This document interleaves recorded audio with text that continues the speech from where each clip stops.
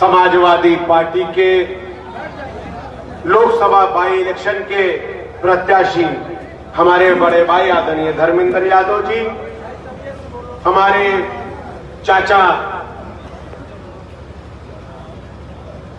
जनाब रमाकांत यादव जी, मंच पर आए हुए हमारे वालिद साहब के अजीज मरहूम दोस्त जनाब पंडित सिंह जी के सुपुत्र बड़े भाई, हमारे अतरौलिया से विधायक और बड़े भाई जो मुझे दौड़ के कहां से लेकर आ रहे हैं, बहुत बहुत शुक्रिया हमारे संग्राम भाई।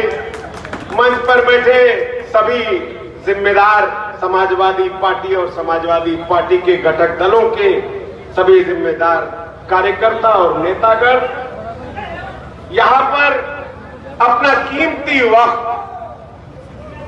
देकर मेरा इंतजार करते हुए यहां बैठे सभी मेरे बड़े बुजुर्गों, मेरे वालिद जनाब मुख्तार अंसारी साहब के हमसफर साथियों, मेरे जोशीले नौजवान साथियों, मेरे दोस्तों और मेरी आवाज अगर मेरी माओ बहनों तक पहुंच रही है, मेरी माओ बहनों, मैं अब्बास बिन मुख्तार अंसारी आप सबकी खिदमत में अपना सलाम पेश करता हूं।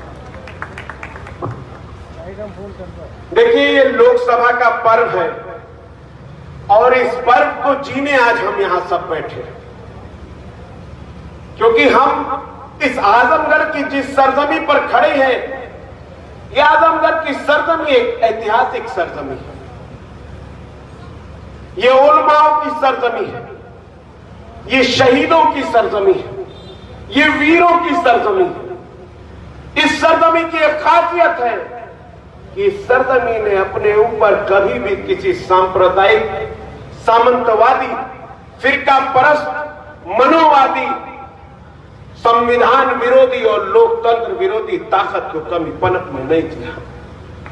अभी ज्यादा दिन नहीं बीते हैं, उत्तर प्रदेश में विधानसभा का चुनाव था और विधानसभा के चुनाव का जब परिणाम आया तो भारतीय जनता पार्टी के मुंह पर ऐसा करारा तमाचा आपने मारा कि अभी तक उसकी गूंज उनके कानों में गूंज रही है। 10 विधानसभा की सीट है यहां और 10 की 10 समाजवादी पार्टी के झोली में डाल दिया। मैं सलाम करता हूं आपके इस जज्बे को। मुझे बेहद खुशी होती है कि हमारे आबाओ अजदाद ने जो निशानियां छोड़ी हैं, उन निशानियों की हिफाजत के लिए हम कितने समझदार हो चुके हैं। हम राजनीति में भी समझदार हैं, हमें पता है हम सुनते सबकी हैं, करते अपने। हमें पता है कि किसका साथ देते हैं तो हमें फायदा पहुंचेगा, किसका साथ नहीं देंगे तो हमें फायदा पहुंचेगा। मैं अगर रोशनी डालूं इस लोकसभा के उपचुनाव पर तो बड़ा इंटरेस्टिंग उपचुनाव है, क्योंकि इस चुनाव में एक इतिहास बनाया है बहुजन समाज पार्टी ने भी। आपको मालूम है क्या इतिहास है? बहुजन समाज पार्टी हमारे देश में जानी जाती थी कि बाई इलेक्शन का चुनाव कभी नहीं लड़ती, कभी कोई बाई इलेक्शन का चुनाव नहीं लड़ती थी, मगर इस बार मजबूरी थी। अभी आएंगे उस मजबूरी पर भी, क्योंकि आपको याद होगा कि 2017 के चुनावों में MIM नाम की एक पार्टी एक व्यक्ति के द्वारा संचालित किया जा रहा था, जिस वजह से आज बिहार में हमारी सरकार नहीं। हम वहां बिहार में जो ठोकर खाए उससे हम संभल गए और संभल करके इस पूरे चुनाव में हमने उन्हें विधानसभा के चुनाव में पूछा नहीं, अपने ऊपर गोली तक चलवानी पड़ गई, मगर किसी ने जवाब नहीं दिया। उसी पार्टी से हमारे बहुजन समाज पार्टी के चचा जनाब गुड्डू जमाली साहब MIM से इस सरजमी से चुनाव लड़ रहे थे। लोगों ने बहुत प्यार दिया, दुआएं दी, मगर वोट नहीं दिया। क्यों? क्योंकि हम सियासी तौर पर समझदार हो चुके। अब हमें कोई ऐसे ठग ले जाए, इतना आसान नहीं रह गया है। क्योंकि कहावत है कि दूध का झला छाछ भी फूंक कर पीता है। और हमारी गलतियों से जब एक बार वो कुर्सी पर यजीद और फिरौन की औलादें बैठ गई, तो हमें ये एहसास हो गया कि अगली बार हम गलती करेंगे तो शायद गलती करने लायक नहीं रह जाएंगे। इसलिए आखिरी के 2 या 3 दिनों में सबने ये फैसला किया कि नहीं, हम अपनी वोट की ताकत को ऐसे बट करके फिरका परस्ती के माहौल को ऐसे आगे नहीं बढ़ने देंगे। और सब एक साथ हो गए और आज मंच पर हमारे विधायक बैठे आदरणीय अखिलेश यादव जी, इनको आपने जिता दिया। अखिलेश भैया ने 3 बजे से जो शुरू किया है हमें फोन करना, तो 11:25 पे लास्ट बात हुई। मगर क्या करते थे, दूसरी विधानसभा में 16 कार्यक्रम लगे हुए थे और 16 कार्यक्रम आप जानते हैं थोड़ा वक्त लग जाता है करने में। मैं आपके बीच में देर से आया, इसके लिए मैं माजरत चाहता हूं, मगर उस देर से आने के बावजूद जिस मोहब्बत से आप लोगों ने इस सरजमी पे मेरा इस्तकबाल किया है, मैं उसके लिए सलाम करता हूं आपके ऊपर और शुक्रिया अदा करता हूं और एहसानमंद हूं आपका कि मुझे आप लोगों ने सुनने के लिए अपना कीमती वक्त निकाला और इतनी देर रात तक मेरे लिए यहां बैठे रहे। देखिए, इस चुनाव में बहुजन समाज पार्टी एक भारतीय जनता पार्टी की बी टीम की तरह पेश आ रही है। मेरी पूरी की पूरी दिल से दुआ है गुड्डू जमाली चचा की कि अल्लाह उन्हें समझ दे, इस बात की समझ दे कि एक के पद पर बैठने से ज्यादा जरूरी है जो पद पर बैठे उनको हटाया जाए। हम एक बैठकर क्या कर लेंगे, और वो भी उस पार्टी से जहां सांस भी लेने से पहले पूछना पड़ता है। मैं तो वहीं से होकर आया हूं ना, हमारे यहां चाचा बैठे हैं, ये भी होकर आए हैं, तो हम जानते हैं वहां क्या माहौल होता है। हमारा तो इसलिए टिकट काट दिया जाता है कि हम खुद मुख्तार हैं, गुलामी नहीं बर्दाश्त करते, ना कभी की ना कभी करेंगे, इसलिए हमारा टिकट काट दिया। मगर शुक्रिया अदा करता हूं इस मंच से अपनी मऊ की आवाम का कि 50,000 वोटों से जिता करके भेजा है। देश के प्रधानमंत्री, देश के गृह मंत्री, प्रदेश के मुखिया एड़िया रगड़ रगड़ कर परेशान हो गए। सारे ढकोसले, मुकदमे सब कुछ लगा दिया, लोगों के घरों पर बुलडोजर चला दिया। उत्तर प्रदेश में जितने बुलडोजर मऊ में चले हैं उतना पूरे देश का टोटल भी कर लीजिएगा तो नहीं चले होंगे। मगर वारे मेरे मऊ की आवाम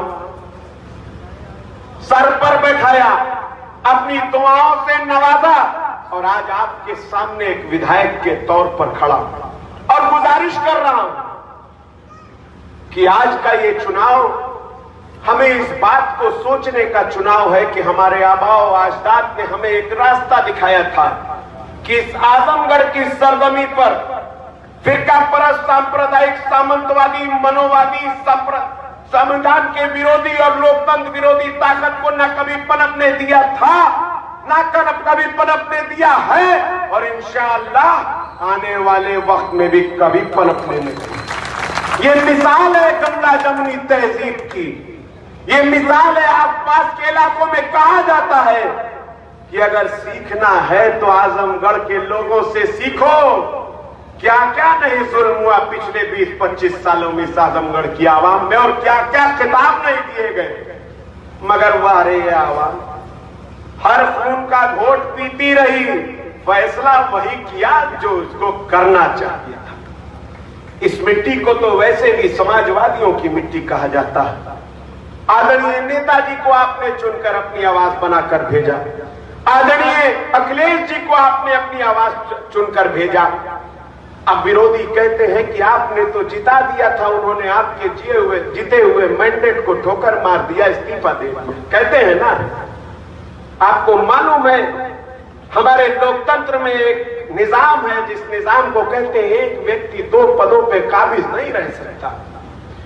और हम सब विधायक जितने बैठे हैं यहां, जो नहीं है, हम सब ने राष्ट्रीय अध्यक्ष अखिलेश यादव जी से कहा, हमारे ओम प्रकाश राजभर चाचा ने कहा कि अखिलेश जी आप अपने लोकसभा के पद से इस्तीफा दीजिए और आप करहल से चुनाव जीते हैं, आपको नेता प्रतिपक्ष बनना होगा, जनता की आवाज बन करके उत्तर प्रदेश के मुखिया के सामने बोलना होगा। उन्होंने कबूल किया और लोकसभा के पद से इस्तीफा लेकर के आज अपने भाई आदरणीय धर्मेंद्र यादव जी को आपके बीच में भेजा। धर्मेंद्र भैया की एक खासियत है, ये खासियत ये है कि ये आदरणीय अखिलेश भैया के भाई नेताजी जैसा जिगर रखते हैं, चाचा जैसी मेहनत करते हैं। ये तीनों का गठजोड़ यहां बैठे हुए हैं। आपको ऐसा एहसास होगा जब ये आपके बीच में होंगे तो सांसद सा एहसास नहीं होगा, ऐसा लगेगा अपने ही मोहल्ले का कोई साथी, कोई भाई आपकी परेशानी पूछने आया है। यही इनकी खासियत है, ये किरदार है, ये मासूमियत का किरदार है, ये शराफत का किरदार है। ये किरदार आपको पसंद आएगा, मैं इसकी गारंटी देता हूं। मेरे दोस्तों, मेरे बड़े बुजुर्गों, मैं भारतीय जनता पार्टी के ऊपर ज्यादा टीका टिप्पणी नहीं करूंगा, उस प्रत्याशी के ऊपर ज्यादा नहीं बोलूंगा, क्योंकि आप तो उनके बारे में ज्यादा कुछ उतना नहीं जानते होंगे जितना मैं जानता हूं, क्योंकि मेरे जिले से आते हैं, मेरे गाजीपुर से आते हैं। हम लोग छोटे छोटे थे तब से उनको देख रहे हैं। भैया जब घर में छोटे मोटे प्रोग्राम हुआ करते थे तो बुलाया करते थे, हम भीड़ को रोके रखते थे। अच्छा गाते हैं, उछल उछल के गाते हैं, बहुत देर तक गाते हैं, बहुत अच्छी आवाज में गाते हैं, तो बहुत देर तक हमारे घर परिवार के कार्यक्रमों में आके नाचा करते थे, गाया करते थे, भीड़ को रोके रखा करते थे। फिर भैया की नजर पड़ गई उन पर, अखिलेश भैया की। अखिलेश भैया ने देखा ये तो बड़ा मेहनती लड़का है, तो अखिलेश भैया ने 2-4 लोगों को फोन किया, 2-4 भोजपुरी पिक्चरों में गाना दिलवा दिया। जो नाम मिला है वो उन्हीं का दिया हुआ नाम। अब वो नाम भी मिल गया, शोहरत भी मिल गई, तो सबका पेट इतना अच्छा नहीं होता कि हजम कर ले। हजम नहीं कर पाए, हजम नहीं कर पाए, भारतीय जनता पार्टी में चले गए और आदरणीय अखिलेश यादव जी के सामने ही ताल ठोक दिया। मगर मैं फिर से आपको सलाम करता हूं, आपके जज्बे को सलाम करता हूं कि आपने उस चुनाव में भी ऐसी करारी हार दी थी कि मुंह काला हो गया था। मगर भारतीय जनता पार्टी की खासियत है, जब चेहरे पे कालिक लग जाती है तो वो चेहरा नहीं, आईना देखना बंद कर देते हैं। और आईना देखना बंद कर दिया, दोबारा लौट कर आ गए। अब दोबारा लौट कर आए हैं तो मेरी आपसे एक गुजारिश है, और अगर ये मेरी गुजारिश कबूल कीजिएगा तो तालियों से जरा बुझाइएगा ताकि पता भी चले। मेरी गुजारिश है कि इस चुनाव में ऐसा हराइए कि कालिक नहीं, एक जोरदार तमाचे का एहसास हो। और वो तमाचा ऐसा हो कि 2024 में जब लोकसभा का चुनाव आए और घंटी बजे फिर से आकर सिंबल ले जाओ तो कानों में सीटी इतनी गूंजती रहे कि घंटी की आवाज ना सुनाई और प्रत्याशी ना मिले यहां चुनाव लड़ाने के लिए, क्योंकि ये उलमाओं की सरजमी बड़ी खूबसूरत सी सरजमी है। ये तो एक खूबसूरत सा बगीचा है, देखिए ना कितना खूबसूरत बगीचा है। हर जाति, हर धर्म, हर रंग, हर रूप के पौधे खिले हुए हैं। यहां आम के दरख्त हैं मीठे मीठे, तो साथ ही में बेर के दरख्त भी है। यहां पर कांटेदार पेड़ हैं तो साथ में गुलाब का, चमेली का और गेंदे का फूल है। ये सारे जब एक साथ मिलते हैं तो ये चमन कितना खूबसूरत लगता है। मगर आज जो साहिब मसनद हैं उनके दिमाग में कुछ और चलता है। वो इस पूरे चमन को एक रंगा बनाना चाहते हैं, हमारे तिरंगे को एक रंगा बनाना चाहते हैं, हमारे आबा अजदाद की खून की आहुतियों को जो उन्होंने अपनी शहादतें दी है, उन शहादतों को भुला करके इस देश को सांप्रदायिकता सामंतवाद के जाल में पिरोना चाहते हैं। आप बताइए, क्या इसकी आप इजाजत देंगे? कभी देंगे? अगर नहीं देंगे तो हमें इस बार ये सोचना होगा कि जो थोड़ी बहुत हमारे बीच में कमियां रह गई हैं, उन कमियों को भी दूर करना है। मैंने एक किताब पढ़ी थी, आलमी जंग तीसरी, उसकी तीसरी किताब में लिखा था कि जब जब हम फिरकों में बटेंगे, जब जब हम अपनों से लड़ेंगे, जब जब हम इंसानियत को भूल जाएंगे, तब तब ऐसा निजाम बनाया जाएगा कि जालिम बादशाह की हुकूमत हमारे सर पर मुसल्लत करी जाएगी, ताकि उसके जुल्म और जबर से हमारे अंदर खुदा का खौफ पैदा हो और दोबारा से हम मुत्तहिद हो सकें।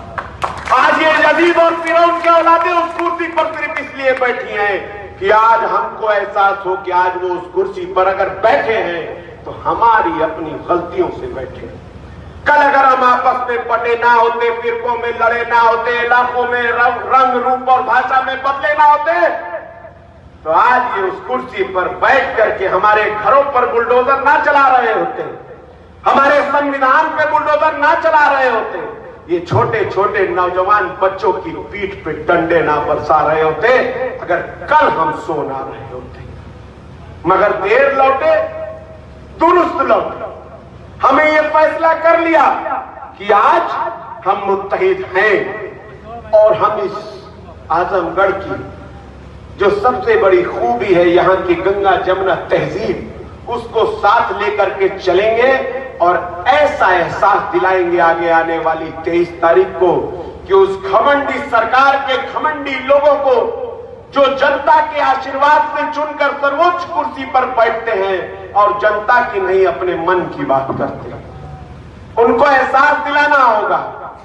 आज तक जितने भी कानून इस देश में लाए गए, जितने भी कानून इस देश में लाए गए, सारे कानून जनता ने नकार दिए। शुरुआत नोटबंदी से किया था, कहा था काला धन लौट कर आएगा, काला धन तो लौट कर नहीं आया, मगर जो बच्चा नौकरी पर था वो लौट कर जरूर घर वापस आ गया। उसके बाद जीएसटी लाए, यहां मेरे व्यापारी भाई हैं, कहा कि तुम्हारी जिंदगी बेहतर हो जाएगी, 1 नेशन 1 टैक्स हो जाएगा। आज तक इनकी कमर जो टूटी है, सीधे खड़े नहीं हो पाए। फिर उसके बाद सीएनआरसी का दंश हमारे देश के माइनॉरिटी के ऊपर मारा, जिससे आज तक हम उभर हैं। उसके बाद 370 हटाया, कश्मीर को आग में झोंक दिया, लॉकडाउन लगा करके हमारी हजारों लाखों की तादाद में मां बहनों की जान ले ली, बड़े बुजुर्गों की जान ले ली। कोरोना में लाखों गरीबों की जान दवा के अभाव से चली गई। 21वीं सदी में किसी ने सोचा था कि हम ऑक्सीजन की कमी से मर जाएंगे?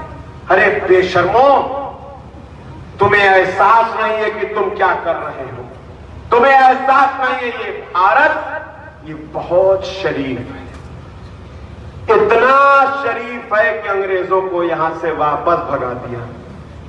और तुम तो उनके चमचे हो, तुम्हें 70 साल हाफ से फुल पैंट में आने में लग गया, 70 साल, और तुम देश को 10 साल में बदलने की बात करते हो। हाँ, तुमने बदला तो है मेरे देश को।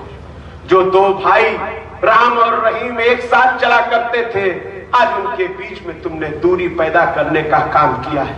मगर हम सब एक साथ मिलकर के फिर से इस चमन को हरा भरा करेंगे, इसकी आज हम यहां से कसम खाकर चलेंगे। मेरे दोस्तों,